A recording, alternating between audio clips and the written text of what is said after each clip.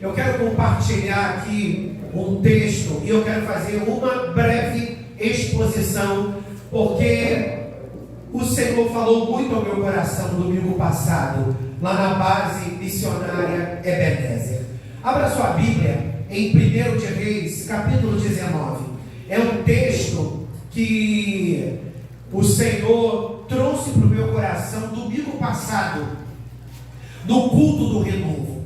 E o Senhor está batendo muito na tecla do meu coração para eu fazer a exposição desse texto aqui. Então recebe aí. Aleluia.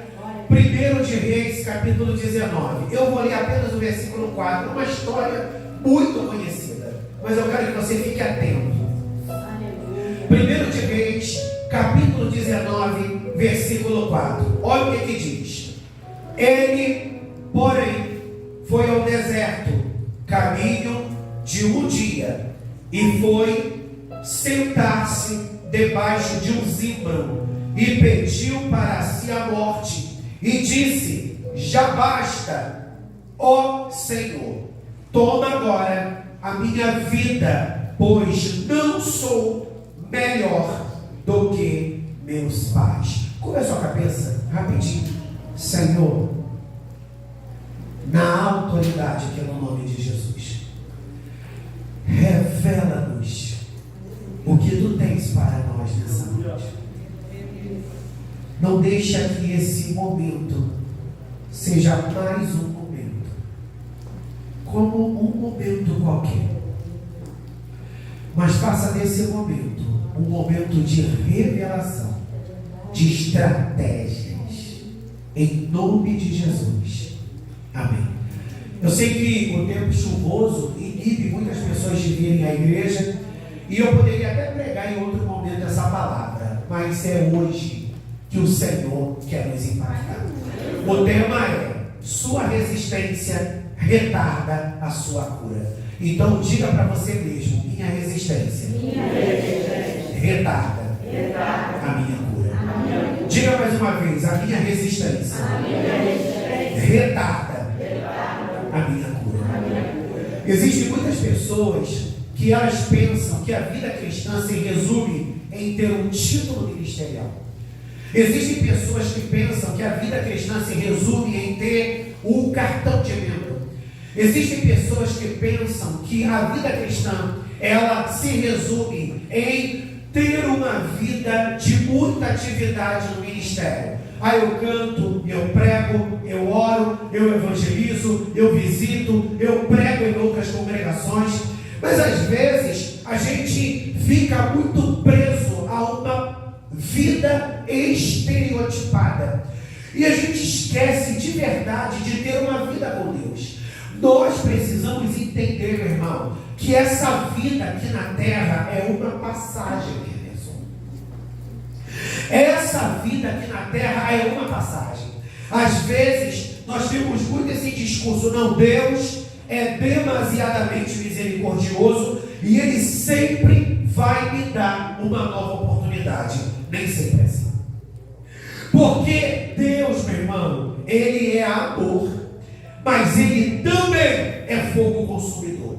O que significa? Que esse mesmo Deus que dá oportunidade é o mesmo Deus que te julga e te sentencia quando você não sabe aproveitar as oportunidades. Quando a gente olha para a vida de Elias, nós vemos que Elias estava em crise. Deus não desistiu de Elias, porque Deus decidiu dar uma nova oportunidade para Elias. Mas a gente percebe que a vida de Elias, depois desse processo, não caminha por muitos anos. Eu lembro que no período da pandemia, Deus me deu uma palavra na pandemia. Eu não morri na pandemia, não é porque eu sou gostosão de Copacabana. Você não morreu na pandemia, não é porque você é gostosão de Copacabana. Você não morreu porque não chegou o seu tempo. E você não morreu porque Deus ainda tem obras na sua vida. No período da pandemia, Deus me deu uma palavra: que existem pessoas que Deus tira da terra. Pessoas essas que Deus deu inúmeras oportunidades, mas elas insistiram em permanecer em seus próprios erros. E aquele pecado fedeu demais na narina do Senhor. E o que o Senhor fez? Cortou a vida do homem da terra dos viventes. Eu conheço uma pessoa e Deus arrancou essa pessoa da terra dos viventes. E essa pessoa, como eu conheço a história a fundo, e essa pessoa passou por uma situação terrível. Ontem eu estava chegando de carro do salão da Josi e do Emerson, aonde eu fui orar. E quando eu cheguei ali no portão da igreja, um cara vinha dali de cima e ele me olhando direto. Aí eu não pensei em nenhum momento em assalto, mas eu sou uma pessoa muito distraída.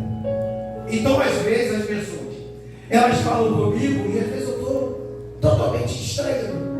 E como você é pastor e você vai em muitos lugares, às vezes tem gente que te conhece, você não conhece a pessoa. Eu estava ontem mesmo, fui levar essa pessoa, uma pessoa no ponto, aqui no Presunique, e eu estou bem conversando com essa pessoa no ponto do ônibus, chega uma pessoa cheia de intimidade. E aí, pastor Henrique, tudo bem? Tem um tempo que eu não vou lá no culto da sua congregação, ó, vou tirar um domingo e eu vou lá. Aí eu não lembro de ter visto essa pessoa, né? Eu não conheço esse sujeito.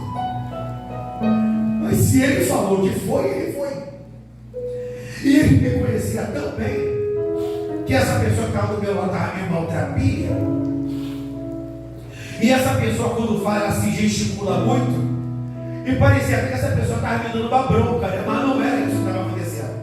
E esse rapaz que me cumprimentou, me conhecia tanto, que ele me perguntou assim: pastor Henrique, está acontecendo alguma coisa aí? Mas eu não o conhecia.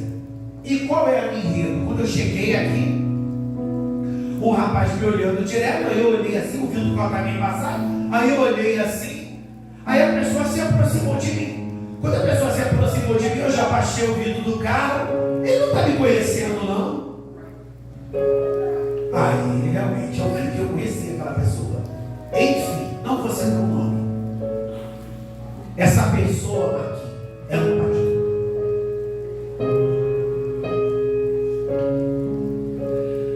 que estava na rua, orando na rua.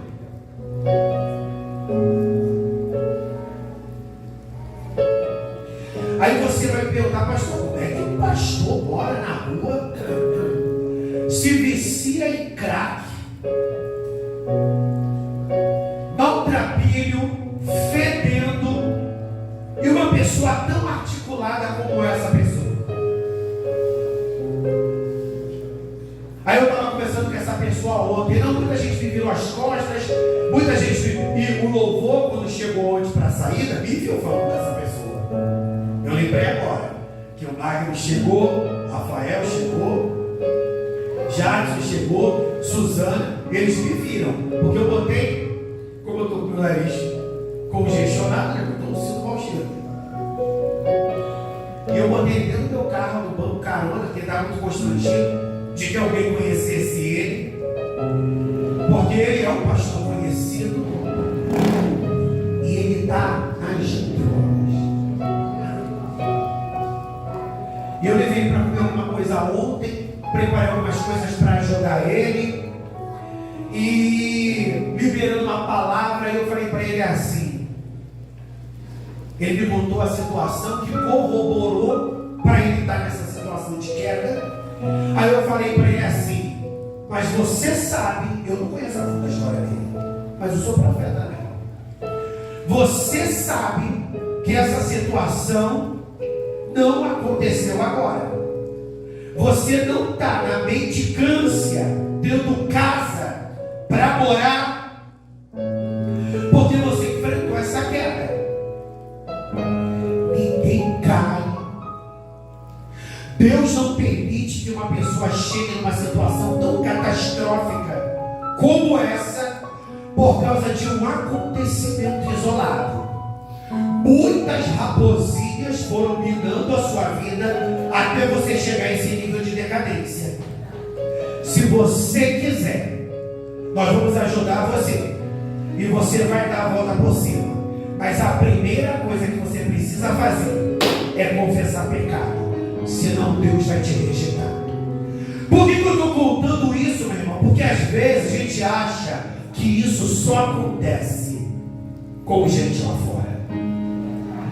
Deus quer nos fazer entender, meu irmão, que Ele é amor, mas Ele é fogo consumidor. Eu estou aqui no patamar de gostosão de Copacabana, me sentindo melhor do que o meu irmão? Não, meu irmão. Porque diz a Bíblia, Josi, que aquele que está de pé, cuide para que não caia. Mas se você, meu irmão, não quer que o diabo destrua a sua vida, para de flertar com o pecado, para de se limpar e se sujar, se limpar, se sujar, se limpar, se sujar. Quem é limpo, limpe-se mais, e quem é sujo, suje-se mais. E aí, você quer ficar limpo ou você quer se manter na sujeira? Mas vamos entrar nessa palavra. Sua resistência retarda a sua cura. Esse texto fala de Elias. Elias estava doente emocionalmente. Elias estava doente emocionalmente. Qual era a ferida que amargava a vida de Elias? Os profetas que Jezabel vinha matando.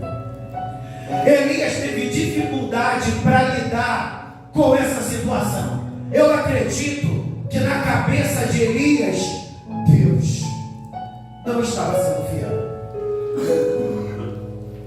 Eu acredito que na cabeça de Elias, Deus não estava sendo fiel. Porque se Deus fosse fiel, Deus não estaria permitindo que os profetas perecessem pelas mãos de Jezabel.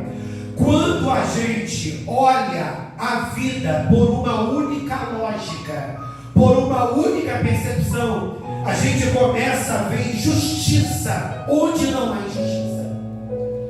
A gente vê a ausência de Deus quando não existe a ausência de Deus.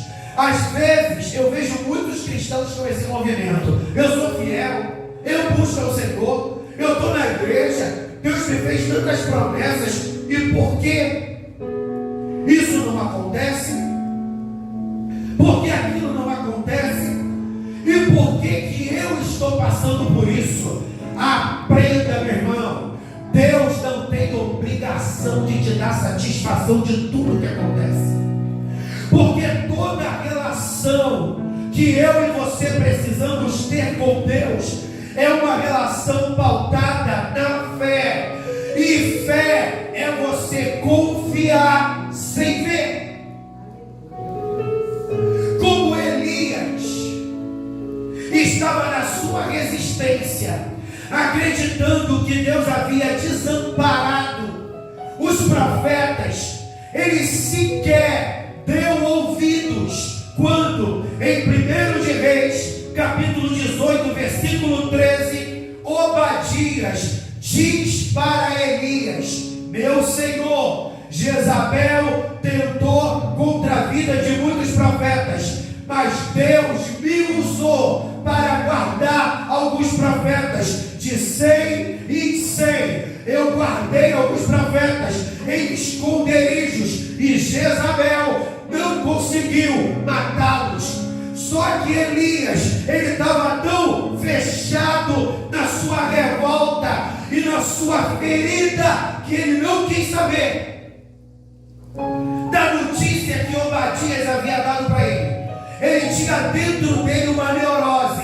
Jezabel está prevalecendo. Jezabel está prevalecendo. O mal, o inferno nunca prevalece, meu irmão. Essa aparente derrota é tratamento, porque Deus não deve nada a ninguém. E se Ele disse que vai ter vitória, vai ter vitória.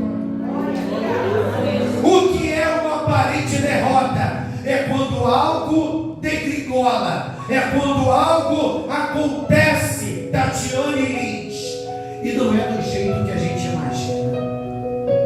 Eu estou me sentindo derrotado. Eu estou me sentindo derrotada. Meu irmão, se sentir derrotado é uma coisa. Agora fazer aliança com a derrota é outra. Diga para a pessoa que está do teu lado, ainda que você se sinta um derrotado, não faça aliança com a derrota, porque a história não acabou. Ou seja, se a história não acabou, tem reviravolta no manto. Aí Elias mata os profetas de Baal e Acera. E quando Elias mata os profetas de Baal e Acera, Jezabel manda para Elias uma mensagem: avisa Elias que amanhã, nesse mesmo horário que ele deu cabo da vida dos meus profetas, que foram 850 profetas, eu vou acabar com a vida dele. Eu não sei, meu irmão, se Elias matou os 850 profetas por causa da revolta, da vingança. Não, Jezabel está matando os profetas do Senhor. Eu vou me vingar. Agora, uma coisa é fato: Deus não mandou Elias matar os profetas. Eu acredito, aleluia, William, que ele deu lugar à sua revolta. Quando a gente dá lugar à revolta, a gente fala demais. Quando a gente dá lugar à revolta, a gente se precipita. Pastor, o que devo eu fazer quando eu estou revoltado? Vai orar. E essa revolta, Deus vai jogar por terra. Aí, essa ameaça chega para Elias. Aí o que Elias faz? Foge para o deserto. Porque uma pessoa revoltada, Rafaela, ela não mede as consequências. Ela faz para depois refletir no que ela fez. Se você está revoltado, não tome nenhuma decisão, porque a revolta não é uma boa conselheira. E diz a Bíblia que Elias foge para o deserto. Quando Elias foge para o deserto, ele encontra uma árvore e ele se abriga naquela árvore e ele diz: Deus, se é para morrer pelas mãos de Jezabel, me mata. Me mata, Senhor. Deus não matou Elias. Deus enviou um anjo, enviou comida para Elias, enviou bebida para Elias. E o Senhor disse para Elias: o que fazes aqui? Alimente-se e saia desse lugar. O que Deus estava dizendo? Elias, você é o escolhido meu. Aí você pode estar se perguntando, William, como que uma pessoa revoltada pode ser tão usada por Deus como Elias foi? Olha para a pessoa que está do teu lado e diga: isso é misericórdia. Como que uma pessoa revoltada e ferida pode ser tão usada? Elias era profeta. E o que algumas pessoas não entendem: poxa, como é que Deus está me rejeitando se Ele me usa? Como é que Deus está condenando o que eu faço se eu oro e pessoas são curadas? Não se iluda com dom, meu irmão, porque dom não salva ninguém, não.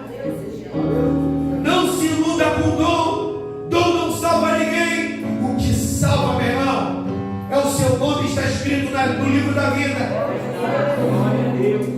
E você de verdade tem uma vida de santidade. Sabe o que diz Apocalipse? Bem-aventurado são aqueles que têm vestes brancas e os seus nomes estão escritos no livro da vida. Sabe o que significa veste branca? Santidade. Aí o Senhor diz para Elias: que fazes aqui, Elias? Come e bebe, porque eu cumpri entender a tua caminhada. Elias se levanta daquele deserto, caminha 40 dias e 40 noites. Aleluia! Dia e noite caminhando. Elias vai para onde, Alexandre? Para dentro de uma caverna. Quando Deus falou para Elias, sai daqui e caminha, Deus não estava mandando ele entrar em um outro buraco, meu irmão. Deus estava mandando Elias voltar a fluir como profeta. Elias, não alimente essa revolta, não alimente essa ferida. Eu estou no controle de tudo, até quando algo está dando errado. Porque na cabeça de Elias estava dando tudo errado, os profetas estavam morrendo. Então para Elias, Deus estava perdendo a guerra. Pastor, será que era isso mesmo que Elias estava pensando? Eu imagino que sim. Sabe por quê, Alexandre?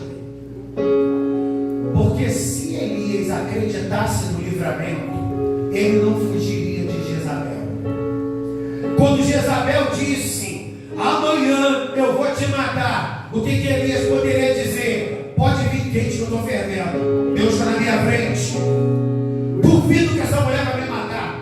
Mas ele estava ferido, e alguém ferido, meu irmão, ele deixa a sua pereba falar mais alto, ele deixa a sua emoção falar mais alto, e ele se perde nas suas emoções. Estou ferido, estou magoado, estou revoltado, não quero saber de nada. A sua resistência retarda a sua cura. Deus quer te curar das decepções, Deus quer te curar das frustrações. Sabe por que Deus quer te curar, meu irmão? Porque Deus é poderoso para fazer a tua história mudar de uma maneira sobrenatural. E se Ele prometeu que vai te honrar, se Ele disse que tu vai comer o melhor dessa terra, se Ele disse que você ainda vai casar, acredite, não no profeta, mas na palavra de Deus. Pastor, você não pensa em resistir? Como é que você lida com as suas feridas, meu irmão? Tem dias que eu estou meio nublado. E o que é um dia nublado? É um dia triste. E tem dia, meu irmão, que eu estou ensolarado, estou alegre, limpinho tudo lixo. Pastor, como que você lida com os dias nublados? Entendendo que o dia tem 24 horas. O dia de hoje foi ruim, o dia de amanhã vai ser melhor. O dia de hoje foi vento, o dia de amanhã vai ser bonança. Mas pastor, e se o dia de amanhã for o vento 2? Eu tenho aliança com Deus que acaba de pensar. Ele só está dormindo no meu barco, meu irmão, porque ele quer dormir. Mas a hora que ele se levantar, tudo muda. Elias, ele não entendeu isso, porque quando a gente está doente, ferido, a gente não enxerga muito as coisas. Que é o que aconteceu com esse rapaz que eu encontrei ontem, meu irmão. Ele foi picado pela serpente e o veneno neutralizou ele. Que levará churi, levará. E ele falou para mim assim, pastor, eu estou há mais de uma semana na rua, se eu não estiver equivocado. Um dia eu vou te contar as experiências que eu vivi na rua. Eu nunca havia experimentado crack, só as outras coisas, maconha e cocaína. Mas eu fui na esteira de experimentar o crack. Meu Deus, eu preciso ser internado, senão o crack vai me matar. Mas tem uma experiência que eu vivi e chamou a minha atenção. Um macumbeiro parou ele. Ele estava catando lixo. E ele estava até com luz quando a gente se encontrou ontem. Eu estava catando lixo. Sabe por que eu estava catando lixo? Para levantar dar o dinheiro para comprar droga. E um macumbeiro apareceu diante de mim e ele pegou demônio na hora. Ele não falou o nome do demônio. E o macumbeiro pegou demônio na hora e o demônio falou através dos lábios do seu cavalo: eu tenho isso aqui para você. Aí o que? Dinheiro? Eu perguntei para ele, porque sou meio curioso. O que? Dinheiro? Aí ele não. Quando o rapaz abriu mão, o cavalo abriu mão, tinha droga. Aí o demônio falou assim, o demônio estava com... O cara que estava com o demônio estava com um treco na mão, como se fosse um caderno ou um treco. E o demônio falou assim, botou o pó e falou assim, cheira aqui. Aí o demônio falou para ele assim, você é meu. Aí eu falei para ele, isso é pacto. O demônio fez uma aliança com você. E ele vai acabar com você. O diabo queria acabar com Elias. O diabo quer acabar com você, meu irmão. Pastor, pare com essa loucura de mania de perseguição. O diabo quer acabar com você, meu irmão. O diabo quer acabar com você. Pastor, mas eu não sou das drogas. Você pode não ser das drogas, eu já quero acabar com você com depressão. O diabo quer acabar com você te levando para a vida que você vivia. O diabo quer acabar com você congelando a tua vida. Você vai se tornar um homem comum, sem graça. E naquele grande dia você não vai entrar. Mas como Deus não desistiu de Elias, o Senhor me levantou hoje para dizer: a sua resistência retarda a sua cura. Então pare de resistir, porque Deus quer te curar. E essa cura vai vir como uma anestesia para você vencer seus medos ou suas fraquezas. Elias recebeu a ameaça, foge para o deserto. O Senhor apresenta o anjo da comida e bebida. Ele come, caminha 40 dias e ele cai numa caverna. Quando ele cai numa caverna, Deus faz, Magno, a mesma coisa. Prepara a comida, prepara a água, e ele pergunta para Elias: que fazes aqui? O seu medo o fez fugir para o deserto. O anjo desperta Elias 2 vezes. Ele se levanta e caminha 40 dias e entra numa caverna. A sua resistência o fez queixar-se novamente. Vamos ler o versículo 10 de 1 de Reis 19. Você tem que ler.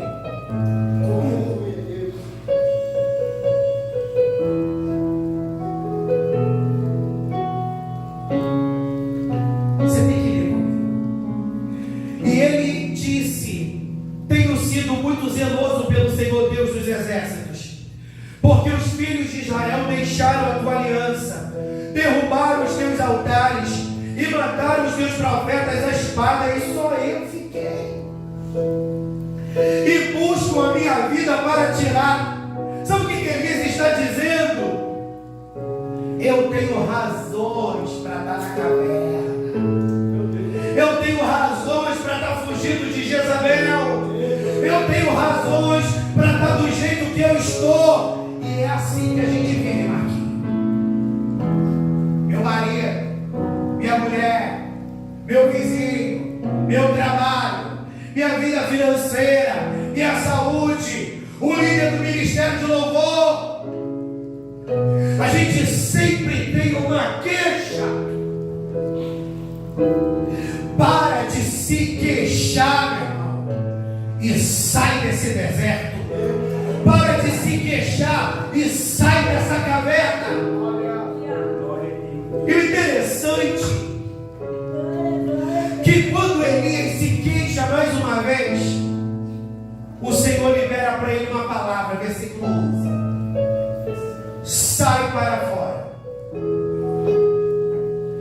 põe-te neste monte perante o Senhor. Ou seja, Elias vai para o deserto, vai para a caverna, e o Senhor, vamos dizer assim, Marlene, correndo atrás dele. Sabe o que eu acho legal? Lohan, é o amor de Deus. Deus sempre sonha. Vai fazer a gente entender que Ele não vai desistir de você.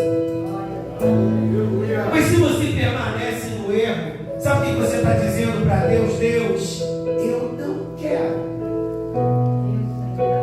A Bíblia diz que se eu pecar, eu tenho advogado. Filhinhos, não pequeis. Mas se vocês pecarem, vocês terão um advogado. O que João está querendo dizer? Não pequem. Mas se por um descuido vocês pecarem, não pensem que tudo acabou. O advogado vai interceder por vocês e vai dar a vocês uma nova oportunidade. Mas aí esse mesmo Deus que coloca essa palavra nos lábios do evangelista João, ele diz: aquele que peca é do diabo. Porque aquele que peca nunca viu Deus. Pastor, eu não entendi. Me explica aí a exegese desse texto. Sabe o que essa palavra está querendo dizer? Que alguém que ama a Deus não tem prazer de viver no erro. Alguém que ama a Deus quebrou a cara, mas hoje foge da aparência do mal para não quebrar a cara novamente. Porque ele tem prazer na santidade. Deus estava querendo restaurar a vida de Elias, mas Elias não estava entendendo, porque havia uma ferida na alma dele, e de repente a ferida na sua alma é uma rebeldia, é um pecado, ou é um problema de ordem familiar. Mas hoje coloca isso nas mãos do Senhor e abra a sua boca e comece a glorificá-lo. Sabe por quê, meu irmão? Está chovendo lá fora, mas aqui dentro está chovendo. Porque quando eu olho para a igreja, eu vejo uma água cristalina jorrando do céu dentro desse ambiente. E eu pergunto para o Senhor: é a palavra, ele não, é a unção que eu estou liberando para quebrar julgos, é a unção que eu estou liberando para curar enfermidades, é o que eu estou liberando para abrir tua visão. Deus, tu tem algo na minha vida, mas eu ainda não me achei. Tu tem algo na minha vida, eu não entendi. Deus, se tu tem algo além para eu viver, o que eu preciso fazer? Você precisa buscar. Você precisa buscar. Num clima como esse, de chuva e de frio, pensa-se tudo. Maratona série, fazer pipoca, ficar dormindo, ficar nas redes sociais. Agora dobrar o joelho e orar, meu irmão, ninguém quer. Aí depois quer pular no poder. Aí depois quer ver Deus dar revelações profundas. Deus revela. Levanta a tua mão direita e diga a Deus: eu quero ter intimidade contigo. Deus, eu quero ter intimidade contigo. Eu estou fechando, meu irmão. Aleluia. O Senhor disse: Elias, sai da caverna e sobe o monte, porque eu quero me revelar a você. Todas as vezes que Deus quiser se revelar, o espírito de engano vai se apresentar para você pensar que é Deus falando, quando não é Deus falando. Para você pensar que o que você está sentindo é Deus que está te fazendo sentir.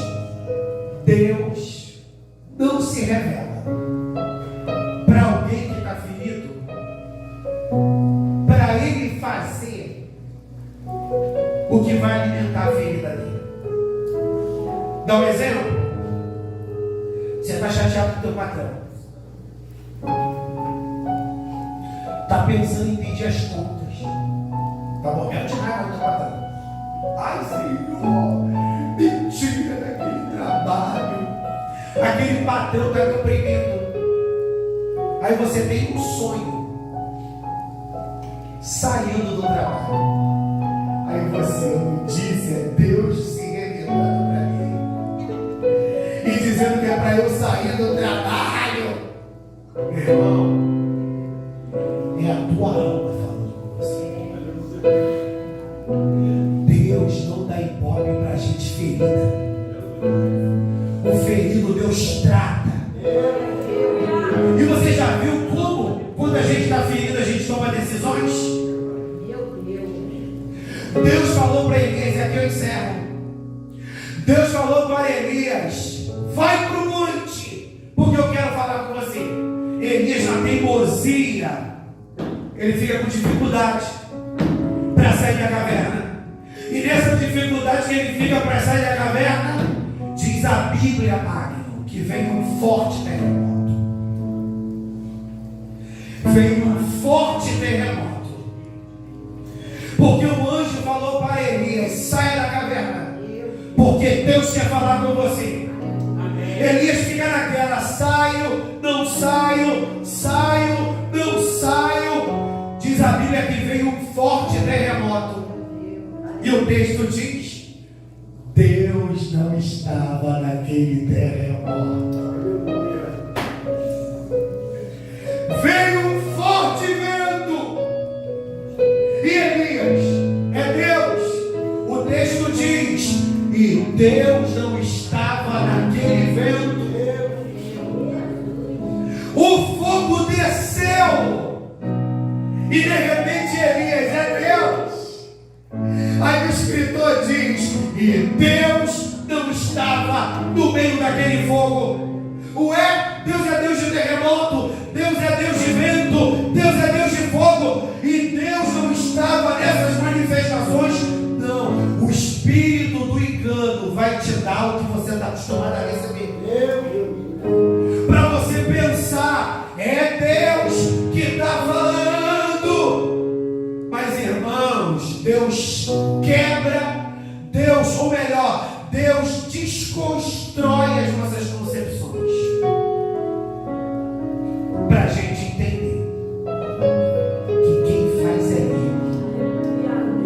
O texto diz, versículo 12: e depois do terremoto, um fogo, porém também o Senhor não estava no fogo. Depois do fogo, uma voz mansa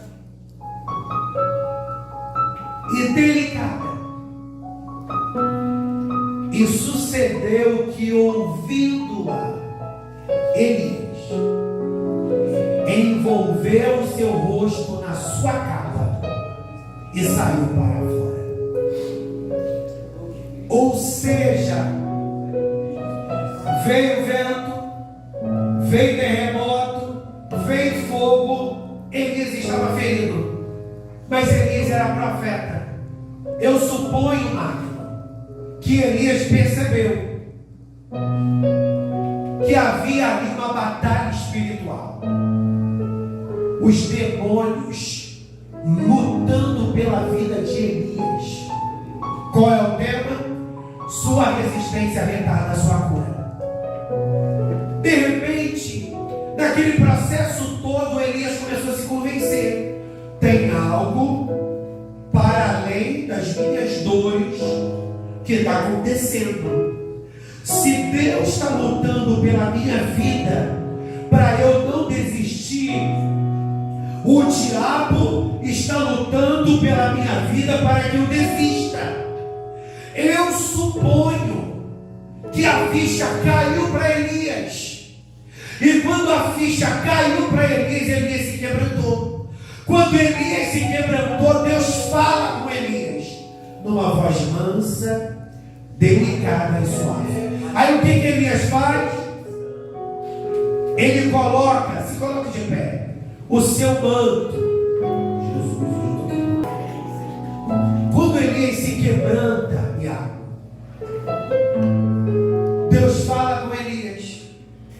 E quando Deus fala com Elias, Elias entende que é Deus. Elias coloca a sua capa. Sabe o que a capa de Elias representa? Posição profética. É como se Elias saísse daquele lugar de resistência. Ele tinha deixado a capa de lado. Deixar a capa de lado é deixar de mão o ministério. Quando Deus fala com ele, ele põe a capa, ele se posiciona. E quando Elias se posiciona, Deus fala isso aqui com Elias. Versículo 18. Também deixei ficar em Israel. Preste atenção, meu irmão, para você entender. Também deixei ficar em Israel 7.000, todos os joelhos que não se dobraram a Baal, e toda a boca que não o beijou. Qual era a revolta de Elias? Os profetas estão morrendo. E onde está Deus que não vê isso? Elias estava ferido, resistente. E aquela resistência estava aumentando a sua ferida. E ele estava aquela ferida aí aumentando. Mais cego. Ele ia ficando, feche seus olhos, para você entrar na revelação. Quanto mais resistente, mais ferido. Quanto mais ferido, mais cego.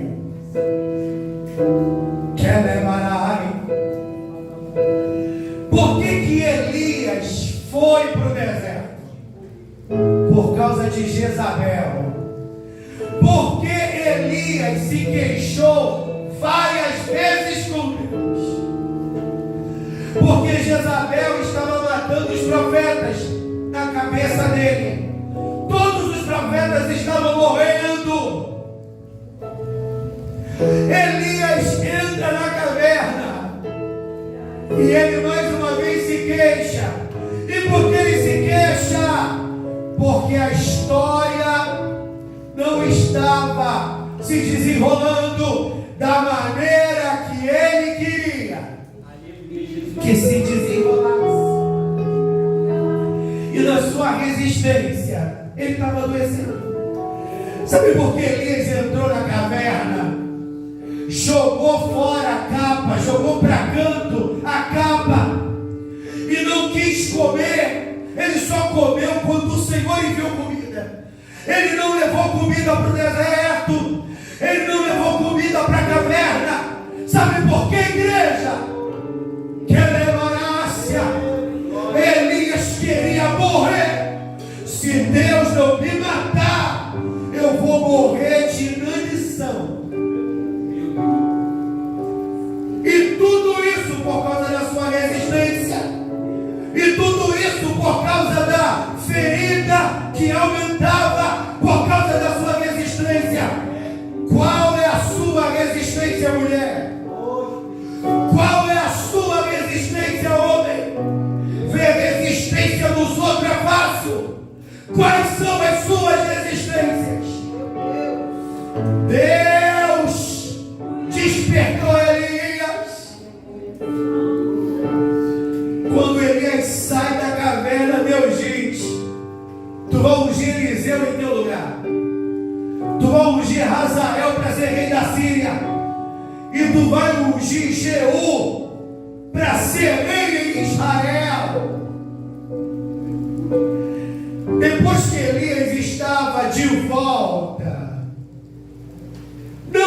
querendo morrer, porque a resistência havia caído e a cura havia chegado. Deus chega para Elias e diz: Elias, de onde tu tirou essa ideia que você é o único profeta que ficou? De onde tu tirou essa ideia que tu é o único profeta que ficou, Elias? Tem 7.000 profetas de pé, fazendo a obra, que não se dobraram perante Jezabel e nem morreram pelas mãos dela, pastor. Por que Deus não contou isso para Elias antes? Porque Elias estava na sua resistência, e na sua resistência a gente só ouve o que a gente quer. Obadias disse para ele: meu Senhor, eu tenho abrigado alguns profetas, mas ele não deu ouvidos.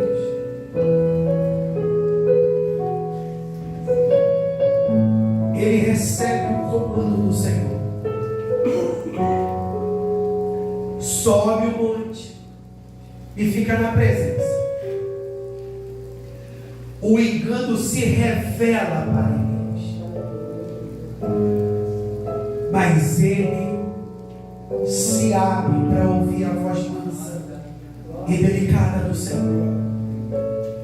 Eu quero orar por você nessa noite, porque Deus quer te curar das resistências. Essa palavra não é para mim somente, essa palavra é para você. Deus te levantou para ser profeta. Deus te levantou para ser profeta, homem. Só que parece que as coisas estão desmoronando ao seu entorno, e você está se sentindo só. E o diabo fez uma investida. Foi o prato.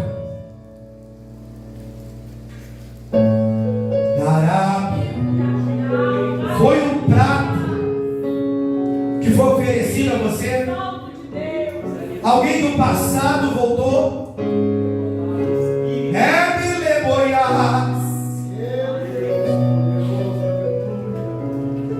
Deus está dizendo: não alimente a sua alma. Você não está sozinho. Come essa comida espiritual que o céu está liberando. Sai desse deserto espiritual de não querer buscar. Sai dessa caverna de não querer vir à igreja. Pastor, alguém foi lá em casa e me entregou o terremoto. Alguém foi lá em casa e me entregou uma revelação. Foi um vento forte. Alguém chegou lá em casa e o fogo desceu. Se o que você ouviu é para alimentar a tua ferida, Deus não está nisso. Você está com ódio, pastor? Aí alguém diz: tem gente que está com o coração duro para você.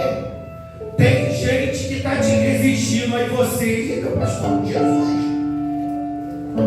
me levará, se levará.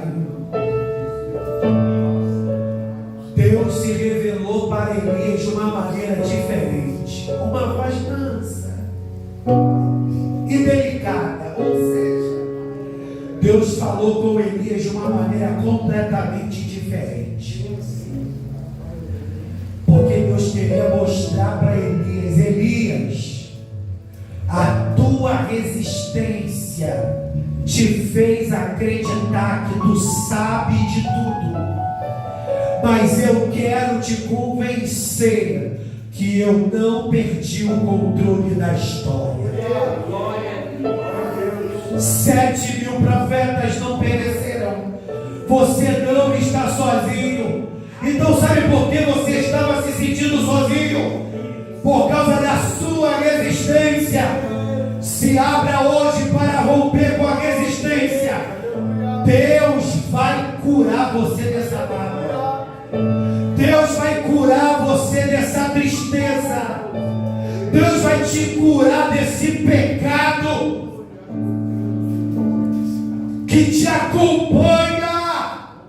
Deus vai te curar dessa inconstância. Deus vai te curar dessa falta. Aleluia, Jesus. Que falta é essa, pastor? Deus sabe que se Ele me dá dinheiro, eu vou ser uma pessoa melhor na igreja. Deus sabe que se Ele me der condições para minha casa ficar pronta, eu vou ser uma pessoa melhor. Deus sabe que se Ele permitir que eu passe nessa prova, eu vou me tornar uma pessoa melhor. Balela! Você não vai se tornar uma pessoa melhor mesmo. Primeiro, porque Deus não é Deus de barganha. E segundo, que quem é e pronto. Você não precisa de palco para ser uma bênção. Você não precisa de dinheiro para ser uma bênção. Você não precisa disso para ser uma bênção. Jó era uma bênção. Rico. E permaneceu uma bênção. Pobre. Coloque a mão no seu coração. Deus, na autoridade que é no nome de Jesus. Tem gente aqui ferida. Eu nem sei a proporção dessa ferida. Porque eu não conheço o secreto de ninguém. Mas o teu Espírito se revelou e nos fez entender que essa ferida se deu por conta de uma resistência. Eu não sei em que área essa resistência opera, Senhor. É uma dificuldade para entender a tua vontade. É um problema de fórum íntimo. O que é, Senhor? Eu não sei. Eu sei das minhas resistências. Da resistência do meu irmão, eu não sei.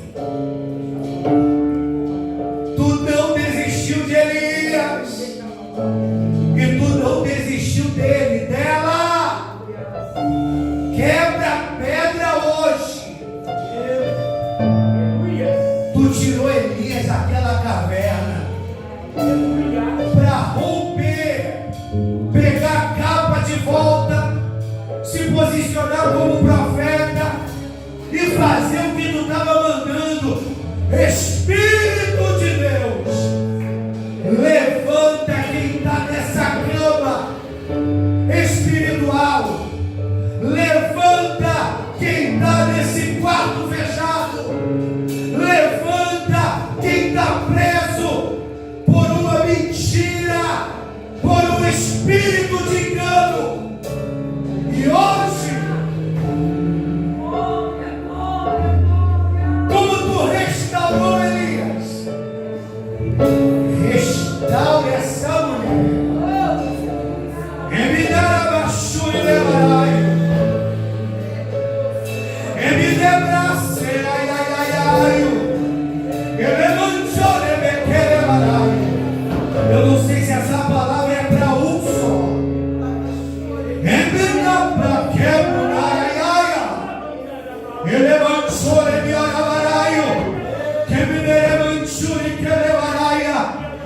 Não deixa o espírito do engano destruir ela. E nem destruir ele. Se sobreveio o pensamento de morte, se sobreveio vontade de desistir, arranca tudo, arranca tudo. Colhe essa lágrima, colhe essa lágrima. E hoje, Senhor, que ao invés da resistência, nos tornemos flexíveis, suscetíveis ao Teu Espírito. Diga comigo: eu me rendo, porque eu acredito que na minha vida não pode ser do meu jeito. Do Teu jeito, Senhor, é melhor. Diga mais uma vez: do Teu jeito